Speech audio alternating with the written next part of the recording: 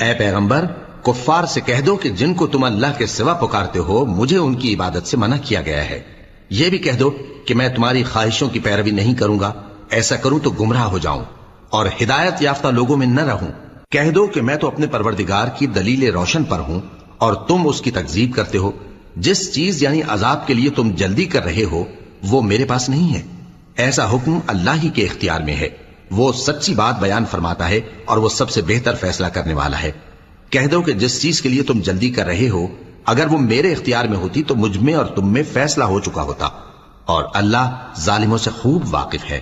اور اسی کے پاس غیب کی کنجیاں ہیں جن کو اس کے سوا کوئی نہیں جانتا، اور اسے جنگلوں اور دریاؤں کی سب چیزوں کا علم ہے، اور کوئی پتا نہیں جھڑتا مگر وہ اس کو جانتا ہے، اور زمین کے اندھیروں میں کوئی دانہ اور کوئی ہری یا سوکھی چیز نہیں ہے مگر کتاب روشن میں لکھی ہوئی ہے۔